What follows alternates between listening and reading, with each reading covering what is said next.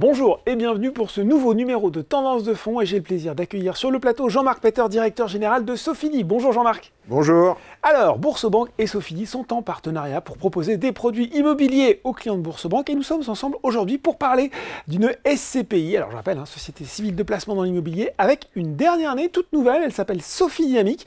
Jean-Marc, Sofidynamic, elle est présentée comme, je cite, la nouvelle SCPI High Yield de Sofidy. Et vous savez, dans Tendance de Fonds, on n'aime pas trop les termes un petit peu jargonnés, un petit peu compliqués. Il va falloir décrypter pour nous qu'est-ce que ça veut dire exactement SCPI High Yield. Alors, si je traduis brutalement, ça veut dire au rendement. Oui. Alors, évidemment, ce n'est pas garanti, mais l'idée, c'est de viser un objectif de rendement sensiblement supérieur à la moyenne de marché, qui serait de 7% brut de fiscalité avant impôt des souscripteurs. Bon, voilà, donc pour cet objectif, 7% brut de fiscalité. Alors, ce qui veut dire aussi qu'il y a un risque supplémentaire, puisque le couple rendement-risque, d'un côté, offre un rendement supérieur à celui du marché, et de façon sensible, mais aussi, il faut que le souscripteur comprenne qu'il y a quand même un risque supplémentaire à une SCPI, je dirais, beaucoup plus fonds de portefeuille, avec un couple rendement-risque plus prudent. Bon, justement, c'est là qu'on va avoir envie de savoir qu'est-ce qu'on va retrouver au sein de cette SCPI, quelle est sa politique d'investissement. Est-ce qu'il y a des segments, des zones géographiques que vous allez privilégier? Alors, il y a des choses qui ne vont pas changer par rapport à nos convictions et à nos stratégies habituelles. C'est que, évidemment, l'immobilier est par essence risqué, comme tous les produits financiers. Et une façon d'atténuer ce risque, c'est de diversifier ses investissements. Donc, on va continuer sur cette SCPI à être animé par la volonté de diversifier. Donc, ça veut dire diversifier par nombre de locataires. On ne veut pas dépendre d'un nombre limité de locataires. Ça veut dire diversifier par géographie, c'est-à-dire qu'on va investir d'abord en France, mais ensuite en Europe, et on va diversifier aussi par type d'immobilier. C'est-à-dire qu'on va certes commencer par faire du commerce, de l'activité, mais on va faire aussi sans doute du bureau, parce qu'il faut être contrariant, il faut aller chercher les bons coups. Ça peut être aussi des résidences gérées, de l'hôtellerie, etc. Donc diversifier au maximum. Ça, c'est ce qui ne change pas.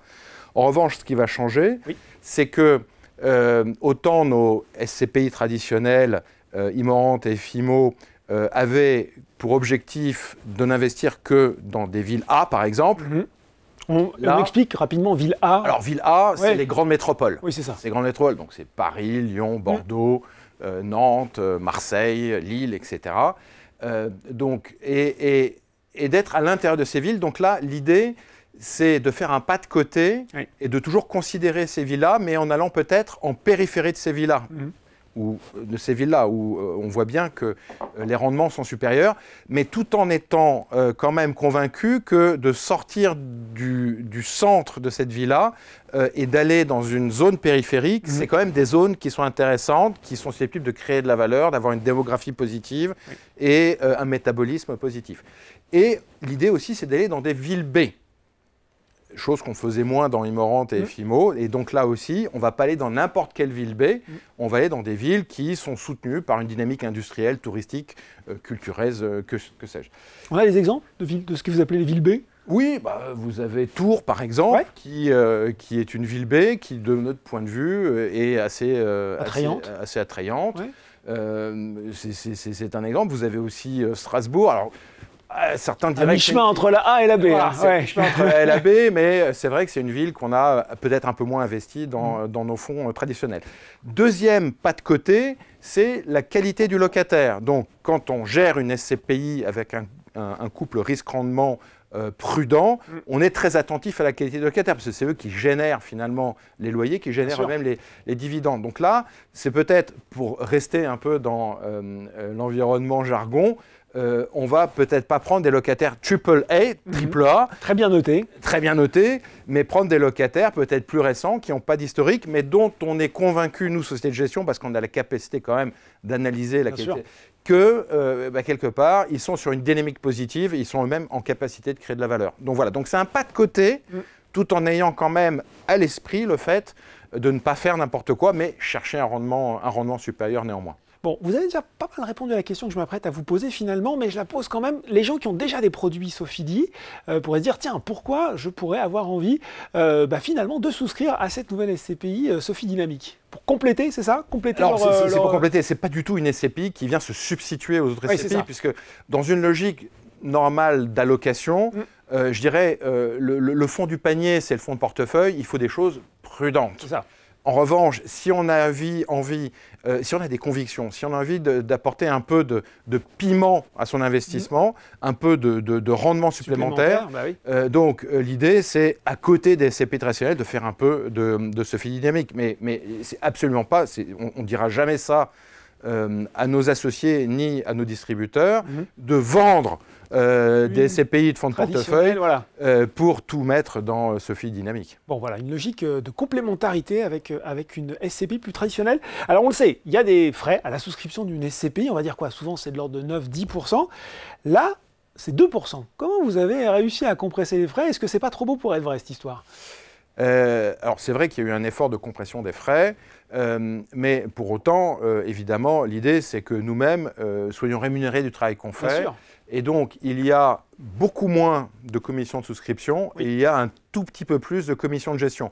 Mais là, ce que j'aimerais dire sur la commission de gestion, c'est qu'on est dans le même bateau que l'associé, puisque notre rémunération de commission de gestion est un pourcentage des loyers. C'est ça. Donc il faut que les loyers rentrent. Des loyers pas encaissés et pas facturés. Et donc, on a tout autant intérêt que le client et l'associé que les loyers rentrent, parce que nous-mêmes, on est rémunérés sur la perception des loyers. Très clair. Ça vous semblait un frein, justement, ces frais de souscription un peu élevés pour les SCPI? C'est souvent présenté comme tel, en tout cas. Alors, c'est un frein, mais c'est aussi quelque part un peu légitime. C'est en matière d'immobilier, surtout quand vous investissez à moyen et long terme dans l'immobilier, il faut une marge entre l'entrée et la sortie. Parce que lorsque, par exemple, vous achetez un studio à Paris, vous ne l'achetez pas le lundi pour le revendre le vendredi, parce que vous perdez en fait tous les frais qui sont associés à l'achat immobilier. Donc il faut bien marquer une différence entre l'entrée et la sortie. Donc là, apparemment, elle est très atténuée, puisqu'il n'y a que 2% de différence. Pour autant, il faut savoir que quelqu'un qui voudrait vendre la SCPI avant la durée de détention conseillée, qui est de 8 ans, paiera une commission de rachat. D'accord. Frais de sortie anticipés, en fait. Exactement, exactement, pour reconstituer effectivement cette marge nécessaire entre l'entrée et la sortie. Celui qui conserve la SCPI au-delà de la durée recommandée, évidemment, n'aura pas ce frottement, cette